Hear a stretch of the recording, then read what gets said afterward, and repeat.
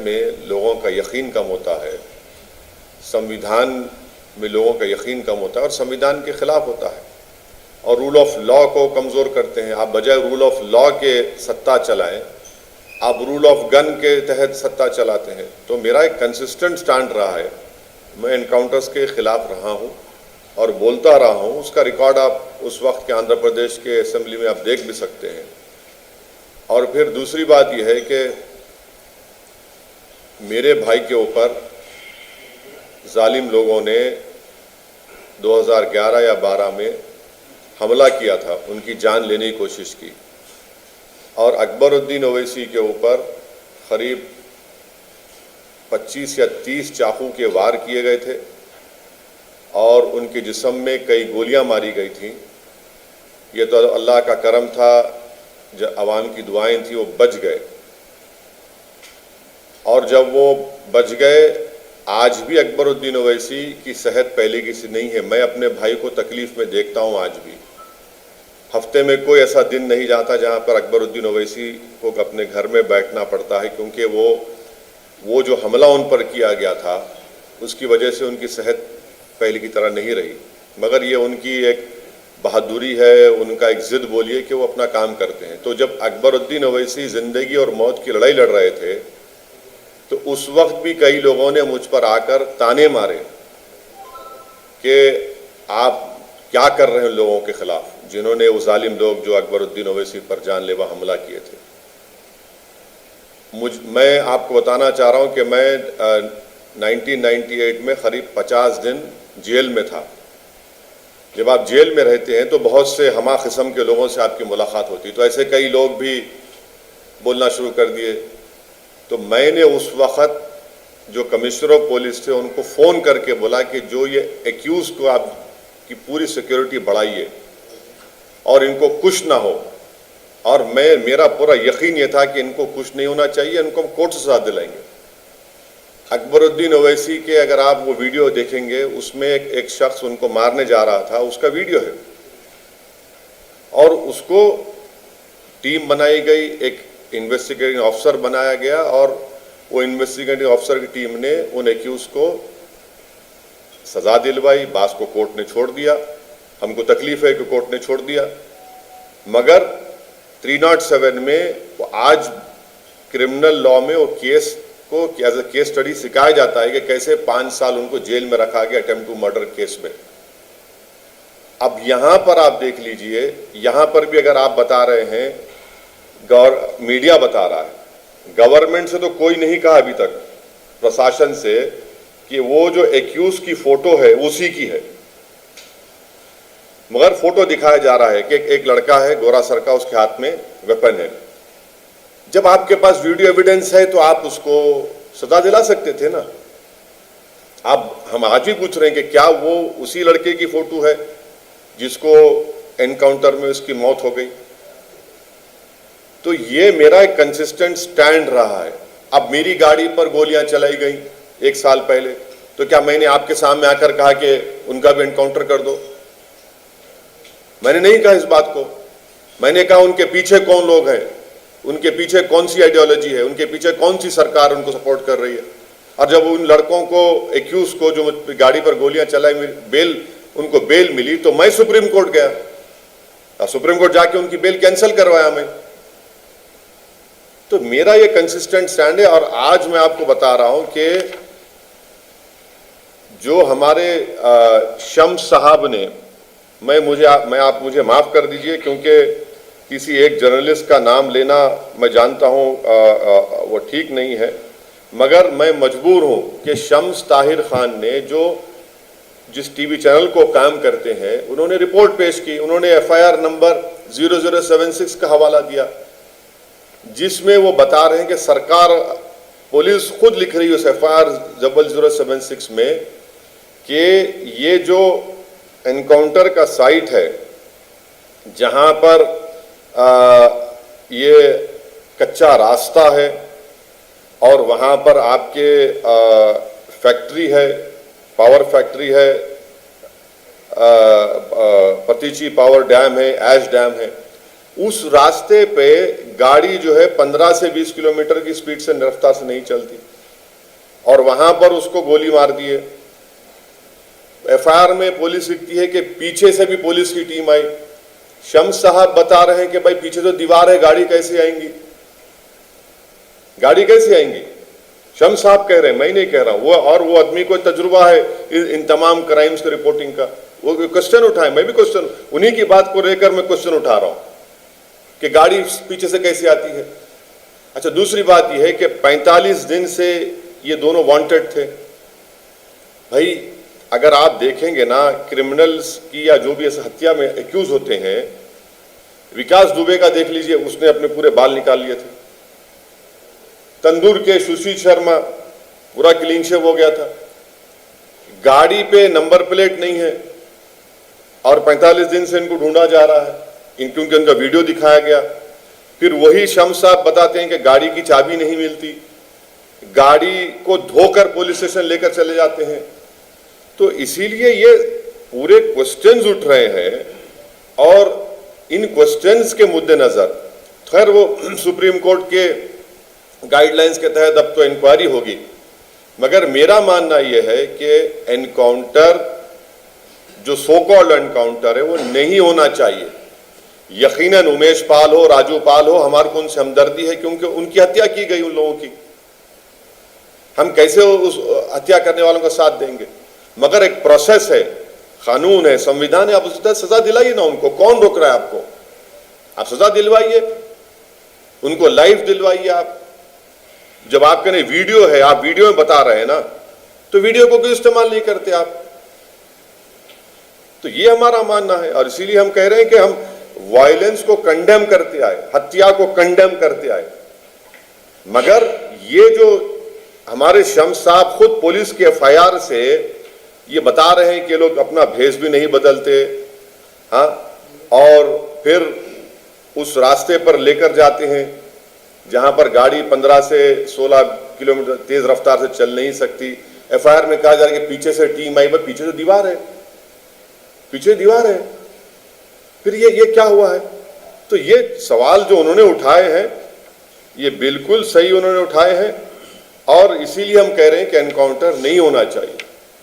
हम किसी mafia don की सपोर्ट नहीं कर रहे हैं, मगर हम एनकाउंटर के खिलाफ थे और एनकाउंटर सोकल एनकाउंटर्स के खिलाफ रहेंगे। एनकाउंटर से आप ये बता रहे हैं कि आपके पास इन्वेस्टिगेशन स्किल नहीं है, आप एनकाउंटर करके ये बता रहे हैं कि आपके पास सॉलिड एविडेंस नहीं है। अगर होता तो आप पकड़ते, सजा दिलाते उन लोगों को। सर योगी आदित्यनाथ का स्टेटमेंट है जहां पे उन्होंने कहा है कि मिट्टी में मिला देंगे और ऐसे माफिया को मैं आपसे एक ही सवाल कर रहा हूं।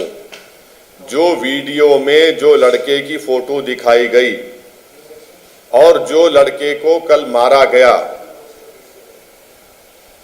गवर्नमेंट ये बोल दे कि दोनों एक हैं, नंबर 1 दोनों एक हैं, वो फोटो और जो कल मारा एक है, बोल दे गवर्नमेंट। अब तक नहीं बोली गवर्नमेंट। जब वो एक है तो आपके लिए तो सॉलिड एविडेंस था ना।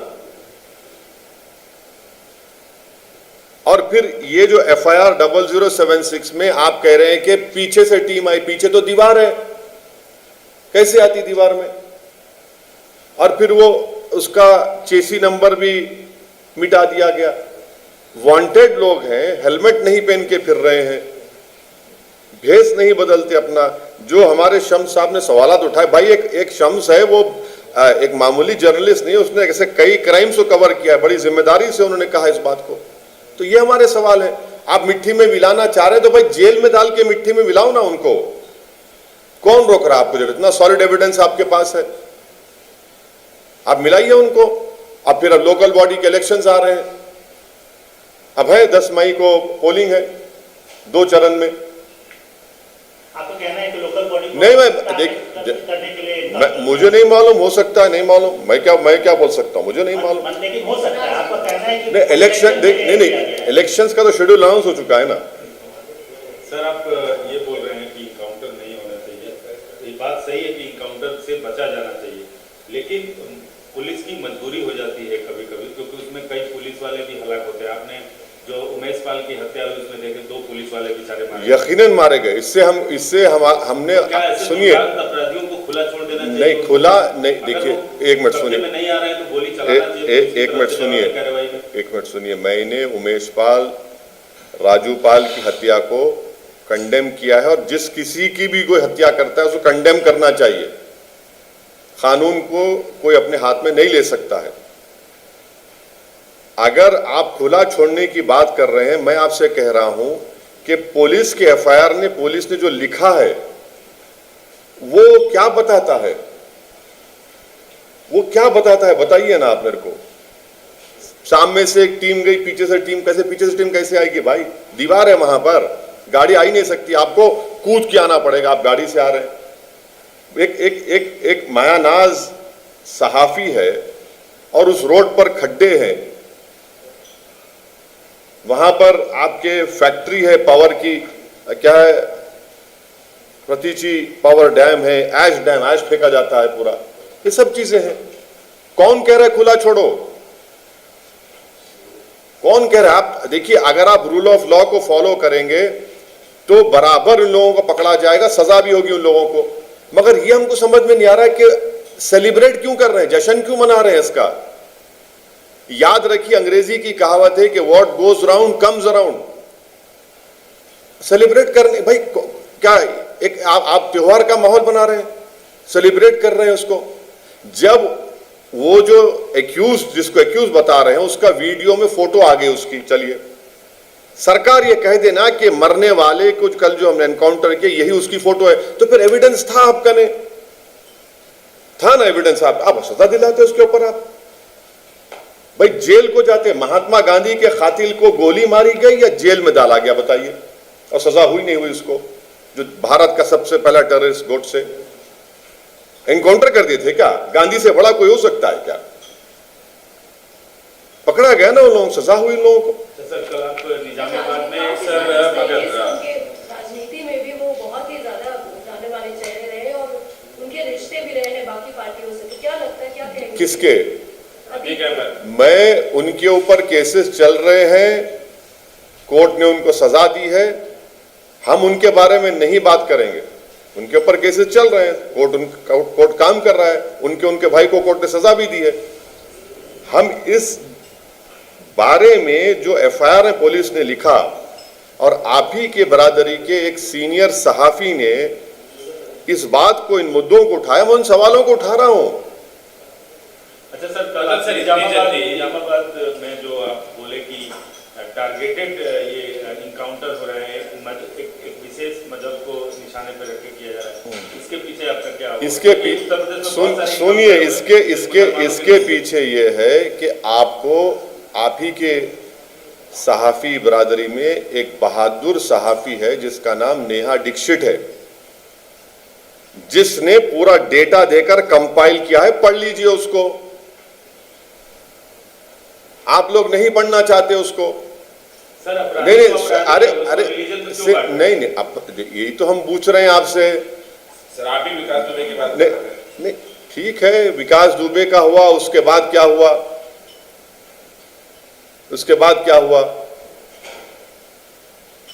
वो रिपोर्ट है। अब आप अगर आपने जर्नलिस्ट कम्युनिटी को प्रो गवर्नमेंट, चमचा गवर्नमेंट में ग्रुप में डालेंगे तो मैं नहीं कुछ कर सकता उसको, तो आपके ऊपर है। जर्नलिस्ट, मेरे हाथ जर्नलिस्ट होता है। अगर आप बोल रहे नहीं वो प्रो गवर्नमेंट है या एंटी गवर्नमेंट है, तो भाई हम नहीं मालूम कौन अपना सोल बेच रहा है, जमीर बेच रहा है। सहाफी सहाफी होता है, उतना काम करता है। 2017 से लेकर मगर सर अभी इतना जल्दी ये कंक्लूजन पे कैसे? मैं क्वेश्चन उठा रहा हूँ। नहीं, अरे बिल्कुल सही बोल रहे हैं आप। देखिए, ब्रिटिश बुलडॉग था और फॉरेन मेड, मतलब नहीं, तो बुलडॉग भी मारा गया क्या? तो सर नहीं, बुलडॉग मारा गया कल? उनके पास जो गन था, वो जो 2 गन, नहीं, सही है। नहीं, सही है। मुझे भी जब गोली चलाई गई थी, वेपन मिले, मेरे पे भी, मेरी गाड़ी पे गोली चली थी ना, मैं तो मरते मरते बचा। 6.5 फीट से कमीनों ने मारा मुझे, कम से कम सही निशाना भी नहीं मार सके। वो उनके पास भी वेपन निकला, गोडसे के पास भी वेपन निकला, नाथुराम गोडसे के पास वेपन निकला।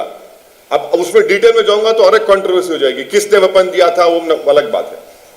वेपन तो निकला, वेपन है, कौन बोल रहा है वेपन, कौन बोल रहा है कि फूल फेंक के मारे, गोली चलाई ना।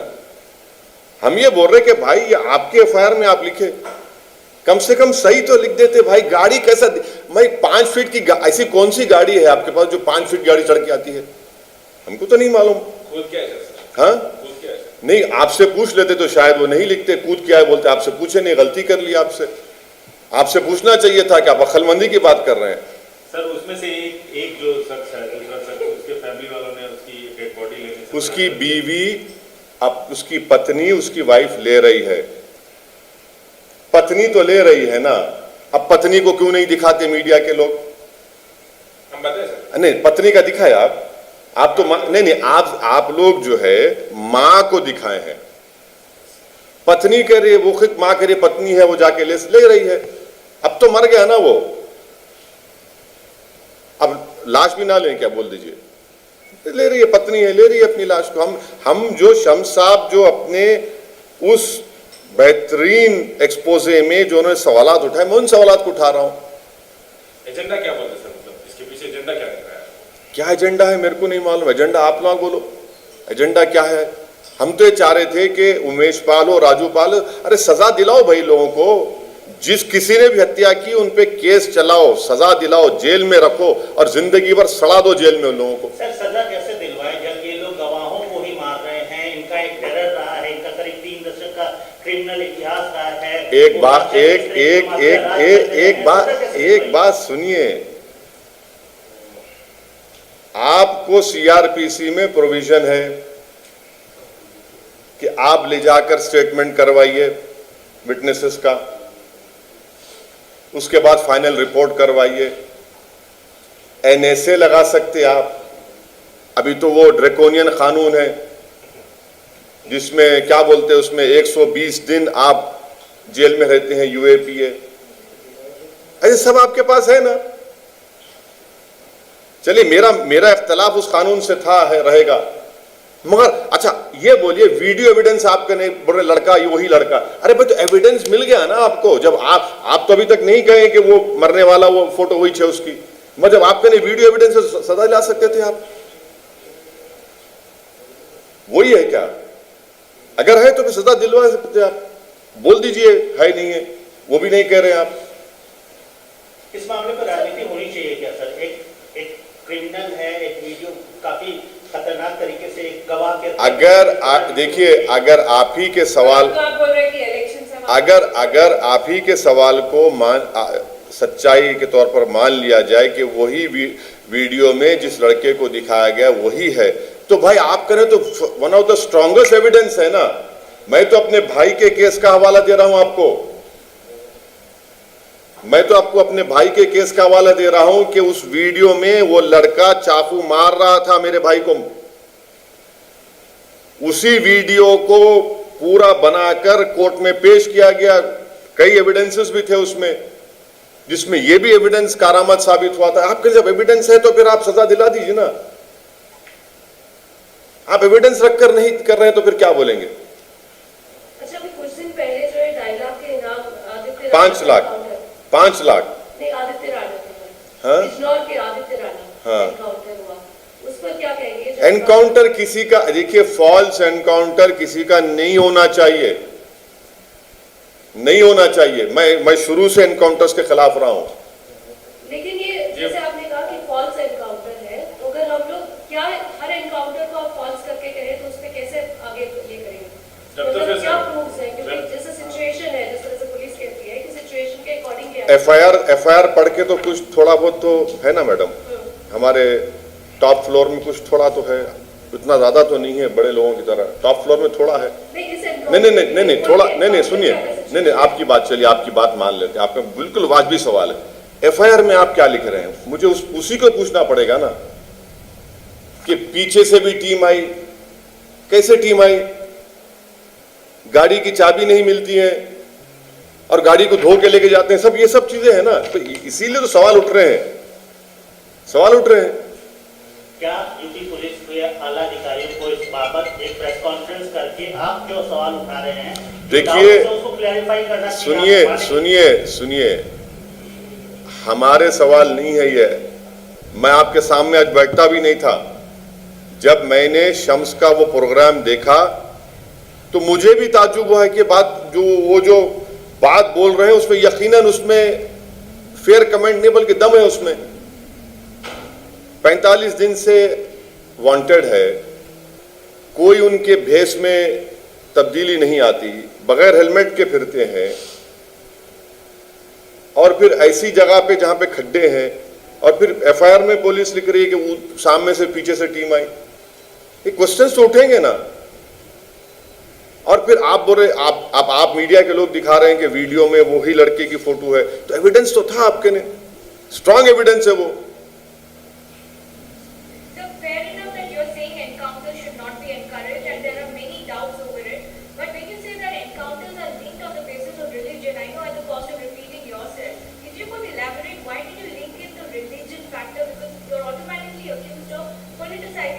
No, I don't care what people accuse me of, because I'm in a political life, and especially myself will always be accused. Not only accused, but I will be the main accused, and the rest would be the innocent people only. That is the reality of present Indian day politics. So any person with a beard or a skull cap will always be an accused. So that is the reality. I would request you that please read the report of Neha Dixit, wherein she has given data of how many people have been shot at, and what it tells you clearly. आप देख लो आप। Sir deterrent क्या हो? Deterrent rule, सुनिए, हम देखते हैं कि ये आसिफ जो है किस तरह से रोड पे मारता है, ये रोड को खौफ ही नहीं है, डर ही नहीं है। डिटरेंट जो है ना, डिटरेंट आप कानून को सही इस्तेमाल करिए। डिटरेंट ये है कि पॉलिटिशियंस क्रिमिनल्स को पॉलिटिकल पैट्रोनेज ना दें, नंबर 1। डिटरेंस ये है कि आप रूल ऑफ लॉ को ही फॉलो करिए, रूल ऑफ गन को फॉलो मत करिए। डिटरेंस ये है कि आप पुलिस को इंडिपेंडेंट रखिए पॉलिटिकल लीडरशिप से। ये ऐसा क्यों होता है कि जिसकी सरकार आती उसी के पसंद के लोग आके बैठते हैं? ये डिटरेंस है आपका। आप कोर्ट्स को फैसला करने दीजिए, आप इन्वेस्टिगेशन को स्ट्रांग करिए, सब चीजें करिए ना। आप कौन रोक रहा है आपको? मतलब सर वेपन वो सब कुछ लेना चाहिए, मतलब वो भी कॉन्स्टिट्यूशन के अंदर क्या? हाँ बिल्कुल है, बिल्कुल है। हाँ नहीं, कॉन्स्टिट्यूशन के अंदर ही दिया गया है। तो ये एफआईआर क्या बोल रहा है? पीछे से गाड़ी कहां से आती भाई? पीछे से गाड़ी कैसे आती बताओ ना। 5-5.5 फीट की दीवार है, आप आपकी के बिरादरी के सहाफी जर्नलिस्ट कह रहे हैं, मैं नहीं कह रहा हूं। मतलब सर इतना जल्दी कंक्लूजन पे नहीं आ रहा हूं। मैं एक क्वेश्चन उठा रहा हूं आपसे, मैं एक क्वेश्चन उठा रहा हूं। सर आप ये बोल रहे हैं सर कि वो लोग थोड़े टाइम के लिए, ब्रीफ पीरियड के लिए ही ये परिवार आपकी पार्टी से एसोसिएटेड था, इसलिए शायद आप उनको डिफेंड कर रहे हैं। नहीं, कोई नहीं कर रहे हैं, बिल्कुल नहीं कर रहे हैं। सच्चाई तो ये है कि उनकी वाइफ हमारी पार्टी में शामिल हुई थी। जब चुनाव आया तो वो समाजवादी पार्टी की तायद करे, वो पूरा परिवार हमारा कैंडिडेट था वहां से, उनका परिवार पूरा समाजवादी की तायद किया। इलेक्शन नहीं लड़े वो। योगी ने भी बोला था। नहीं, हम और उन्होंने, जहां तक मुझे इंफॉर्मेशन है, उस परिवार के लोगों ने समाजवादी पार्टी के एक बहुत बड़े नेता हैं, ज्ञानी हैं, सो कॉल्ड ज्ञानी, उनसे जाके मिले थे और ओपन सपोर्ट करे समाजवादी पार्टी को असेंबली इलेक्शन में। हमारे कैंडिडेट सपोर्ट नहीं किए वो लोग।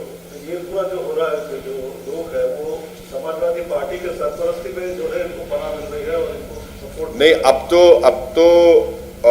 तो शायद वो बहुजन समाज में चले गई थी, बीएसपी में चले गई थी। सर आप मुस्लिम पॉपुलेशन को लेकर कल भी बात कर रहे थे, मतलब डिक्रीज हो, तो ये हो गया, खत्म हो गया ना एनकाउंटर, मेरा एनकाउंटर हो गया इस मामले में। अच्छा, अब पॉपुलेशन पे आया। दिग्विजय सिंह क्लेम करते हैं कि जो आरएसएस क्लेम कर रहा है वो फॉल्स है, मुस्लिम पॉपुलेशन डिक्रीज हो रही है और 2011 से जो सेंसस होना था वो नहीं हो रहा है, तो उस पर होना चाहिए। तो उस पर शिवराज सिंह सिंह जी भी कह रहे हैं कि Kamal Nath claims increasing communal riots and also decreasing Muslim population. How do you see this? नहीं, देखिए, ये दोनों लोगों को छोड़ दो आप। सुप्रीम कोर्ट में 2020 या 21 में बहरहाल सुप्रीम कोर्ट में मोदी सरकार ने एक एफिडेविट दायर किया था जिसमें उन्होंने कहा कि भारत में 2 चाइल्ड नॉर्म्स की ज़रूरत नहीं है, इसलिए कि हमारा TFR रेट गिर रहा है। नंबर 1। हेल्थ मिनिस्टर ने, बीजेपी के एक MP ने प्राइवेट नंबर्स बिल लेकर आया, तो उसके जवाब में पार्लियामेंट में कहा था कि हमारा TFR रेट गिर रहा है। अब आप बताइए, सच कौन बोल रहा है, झूठ कौन बोल रहा है? सरकार कह रही है TFR रेट गिर रहा है, मुसलमानों का भी TFR रेट बहुत गिरा है, और एक्सपर्ट्स कह रहे हैं कि हमारा पॉपुलेशन बाय 2030 तक स्टेबलाइज हो जाएगा। तो अब पॉपुलेशन की बात आप देखो, अब आपने बड़ा अच्छा एक सवाल कर दिया। आपने निर्मला सीतारामन जी का क्यों नहीं पूछा मुझसे? आप अच्छा पूछने वाले थे, चलिए पूछिए, मैं रुक गया, चलिए पूछिए। नहीं, हम आना चाहिए, इसे पूछिए, चलिए पूछिए, तो पूछो। मैं मुस्लिम, मतलब इंडिया में जो मुस्लिम पॉपुलेशन है वो बहुत खुश है, बिजनेस भी करते हैं, फेलोशिप मिल रहा है। पाकिस्तान जैसा नहीं जहाँ पे माइनॉरिटीज ना, अरे आप देखिए, आप जो है असल जुमले को चाप गए। वो आपके लिए बड़ा तकलीफ दे था, अचार की तरह था, आप निकल गए उसको। मोहतरमा फाइनेंस मिनिस्टर साहबा ने कहा कि भारत में पॉपुलेशन बढ़ रहा है, पाकिस्तान से अच्छा है, फेलोशिप मिल रही है। ये आपने ये 2 चीजों को भूल गया। नहीं, आपको याद दिला रहा हूं। नहीं, वैसे तो आप बड़े बासलाहियत साफी हैं, हम आपकी बड़ी इज्जत करते हैं। अब बताइए, आप TFR रेट खुद कह रहे गिर रहा है, तो क्या सरकार का रोल है क्या उसमें? बताइए, मेलेवलेंस है, बता दो हमको आप।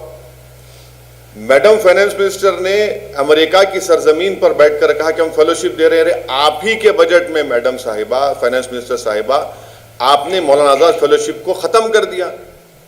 प्री मैट्रिक स्कॉलरशिप को आपने लिमिटेड कर दिया, सिर्फ 9th और 10th में कर दिया, जबकि कुंडू कमेटी की रिपोर्ट मोदी सरकार को दी गई 2014 अगस्त सितंबर में, जिसमें कहा गया कि मुसलमानों का drop out rate primary school से शुरू हो जाता है। क्यों शुरू होता? पैसे नहीं है, आपने लिमिट कर दिया प्री मैट्रिक स्कॉलरशिप को। स्मृति ईरानी ने कहा था हाल ही में कि जब तक 14 साल तक तो कंपल्सरी एजुकेशन है और वहाँ पर तो फ्री एजुकेशन हम लोग गवर्नमेंट स्कूल में दे रहे हैं। तब जब हम रिलेशन की बात ही नहीं कर रहे कि किसी भी धर्म या जात की, और सरकारी स्कूलों में मुफ्त पढ़ाया जा रहा है, तो फिर इसमें देने की क्या जरूरत? बहुत अच्छा है। चलिए, अब आप मेरे को हम बता रहे हैं कि जो नेशनल एजुकेशन पॉलिसी की पहली रिपोर्ट आई थी नंबर 1, उसमें यह कहा गया था कि स्कूल जोन्स मुसलमानों के एरिया में खोलने चाहिए। सेकंड फाइनल रिपोर्ट में नहीं आया वो भी। चलिए, अब आप बोलता हूं, कुंडू कमेटी की रिपोर्ट, खुद मैडम के डिपार्टमेंट में जो MSDP का प्रोग्राम है, उसके जो फाइंडिंग्स है, उसमें बताया गया कि मुस्लिम इलाकों में गवर्नमेंट के स्कूल्स नहीं खोले जाते, इसीलिए MSDP प्रोग्राम के तहत प्रधानमंत्री की स्कीम है, उसमें स्कूल खोले जाते हैं, हॉस्टल खोले जाते हैं। अरे आप स्कूल ही नहीं खोल रहे ना। इसीलिए सच्चर कमेटी ने कहा था कि मुसलमानों के ज्यादा, माने 2 या 3% बच्चे मदरसों में इसलिए पढ़ते क्योंकि वहां पर स्कूल नहीं है। आप स्कूल खोलिए, जब स्कूल खोलेंगे तो प्री मैट्रिक स्कॉलरशिप के पैसे मिलेंगे ना। ये कौन सी बात है कि UPA के टाइम से प्री मैट्रिक स्कॉलरशिप की स्कीम चल रही है, मोदी सरकार भी 5 साल चलाई उसको, बल्कि 8 साल चलवाई, और आप अचानक आपको राइट टू एजुकेशन एक्ट अब याद आता है। फाइंडिंग्स है, एम्पिरिकल डेटा है जो बोलता है कि मुसलमानों के बच्चे स्कूल में इसलिए नहीं पढ़ते, ड्रॉप आउट इसलिए होता क्योंकि उनके पास पैसे नहीं है बच्चों को पढ़ाने के लिए। और जब स्कूल आप खोलते नहीं है, आप खोलिए ना, गवर्नमेंट के स्कूल कितने खोले आपने बताइए। चलिए, आपके पास MSDP के डिस्ट्रिक्ट्स हैं, आपके पास एस्पिरेशनल डिस्ट्रिक्ट्स है। एक डिस्ट्रिक्ट की मिसाल देता हूं मैं आपको, मेवात है, हमारे राजधानी से 40 किलोमीटर के फासले पर है। कितने गवर्नमेंट के स्कूल्स खोले बताइए आपने? चलिए बताइए। आप स्कूल खोलते ही नहीं है, और प्री मैट्रिक स्कॉलरशिप को आपने बंद कर दिया। अरे ड्रॉप आउट रेट तो आपको प्राइमरी अपर उसमें होता है ना, क्लास 3 और 7 तक होता है, वहां पर पकड़ने की जरूरत है, ताकि वो लोग फिर, जबकि आप देखेंगे जब एडमिशन होता है मुस्लिम्स का ज्यादा होता है प्राइमरी स्कूल में, और जैसा बढ़ते आते उनका गिरते रहता है। क्यों? पैसे नहीं है पढ़ाने के लिए। आप लोग बोलते नहीं नहीं, अरे भाई जब प्रधानमंत्री ने कहा था कि एक हाथ में कुरान दूंगा, एक हाथ में कंप्यूटर दूंगा, और आपने प्री मैट्रिक को गायब कर दिए, लिमिटेड कर दिए, फेलोशिप को बंद कर दिया। कोई मुसलमान माइनॉरिटी हो, मुसलमान हो, एमफिल पीएचडी कर ही नहीं पाएगा। कर्नाटक चुनाव पे सर, अब तो दिन आ गए नजदीक, आपकी पार्टी का क्या रुख रहेगा? कितने कैंडिडेट्स, कितने सीट्स, क्या है डिसीजन? नहीं नहीं, तो दिन आ गए। नहीं, अरे दिन करीब है, चुनाव का मौसम है, यकीन है 3 कैंडिडेट तो हमारे लड़ रहे हैं। एक दिन ठहरिए, आपको इंशाल्लाह हम मंडे तक बता देंगे पूरा। मंडे तक जेडीयू के साथ? नहीं, मंडे तक फाइनल बता देंगे आपको। 3 तो रहे, 3 तो रहेंगे, और कहाँ से लड़ेंगे भाई? मंडे आपको मालूम, या संडे या मंडे बता देंगे आपको, संडे तक बता देंगे आप।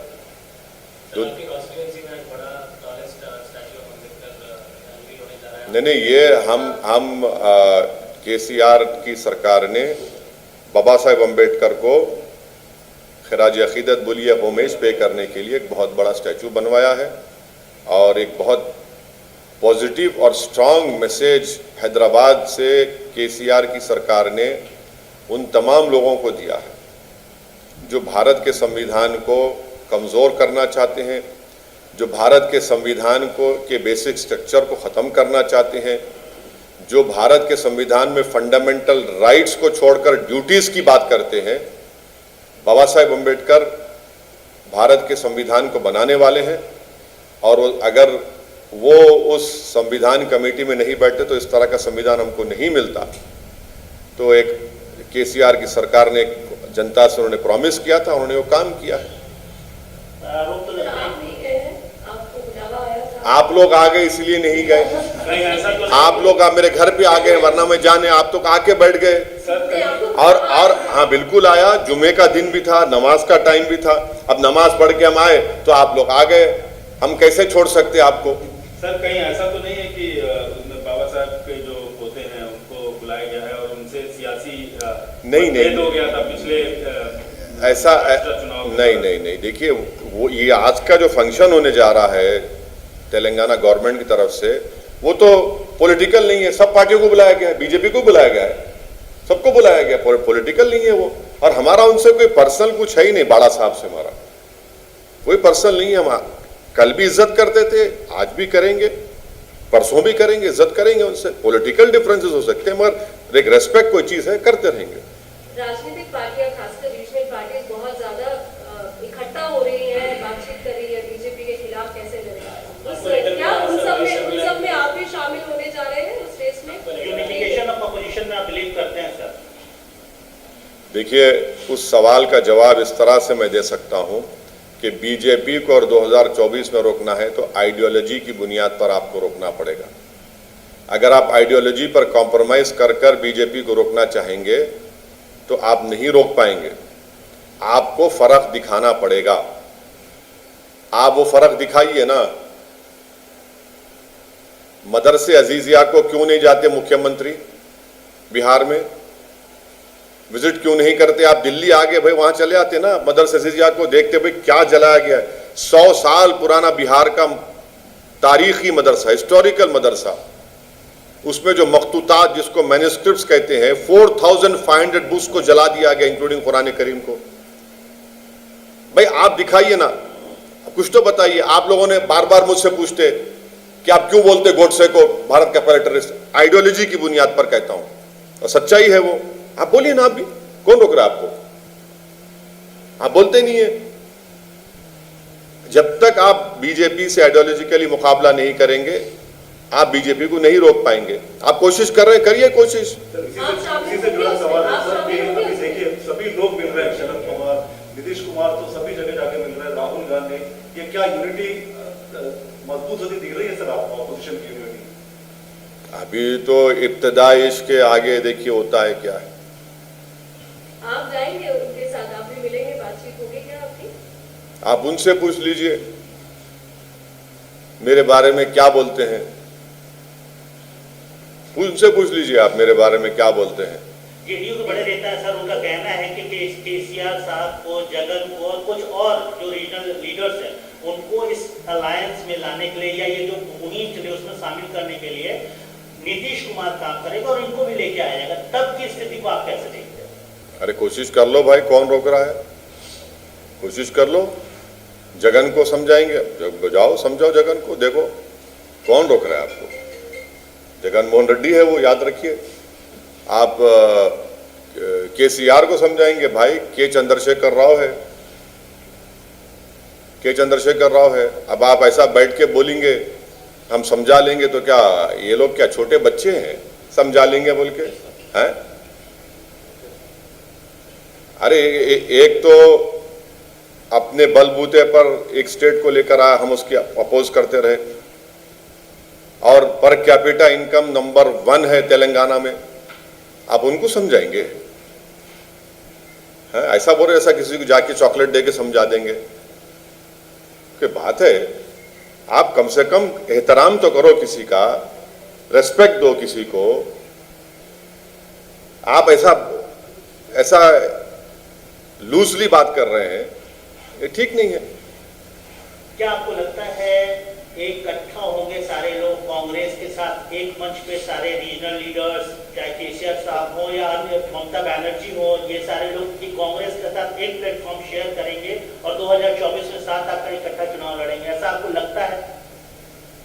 नहीं मालूम, मुझे नहीं मालूम क्या होने वाला है, मगर कांग्रेस का तो बुरा हाल है, और होगा सर, कांग्रेस का बुरा हाल है, इतना तो बोल सकता हूं। और होगा सर। हाँ बिल्कुल हो सकता है, बेहाल हो सकते, बुरा हाल से बेहाल हो सकते। अब एक जो डिप्टी चीफ मिनिस्टर राजस्थान में सचिन पायलट हमारे दोस्त हैं, मगर पॉलिटिकली उनसे अपोज करते हैं हम, वो खुद कह रहे हैं करप्शन पे कुछ नहीं हुआ, और आपके नेता पार्लियामेंट में फोटो दिखा रहे थे प्लेन में। अब आप बताइए फिर क्या आपका स्टैंड है करप्शन पे? डिप्टी सीएम रहा है भाई सचिन पायलट, वो कह रहे हैं, अब क्या बोलेंगे बताइए आप?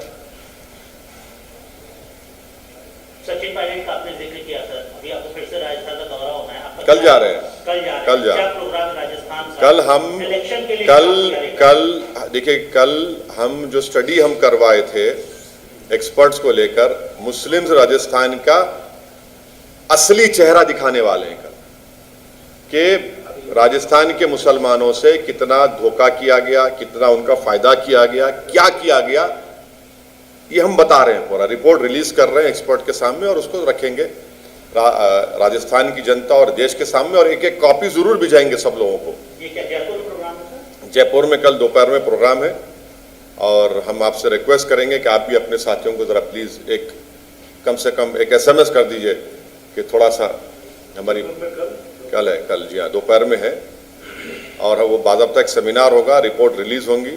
अगर हमारे पास कॉपीज रहे तो हम हमारे सहाफ़ी दोस्तों को कॉपी भी देंगे, वो भी पढ़ सकते हो उसको। मुस्लिम्स इन राजस्थान, उत्तर प्रदेश का कोई दौरा सर? जाना पड़ेगा, चुनाव है तो देखेंगे। काफी नजदीक। हाँ बनेगा ना, बने आशीष, जैसा है ना कि अभी कर्नाटक के चुनाव भी हैं, उत्तर प्रदेश के लोकल बॉडी के चुनाव है, तो देखकर प्रोग्राम बनाएंगे।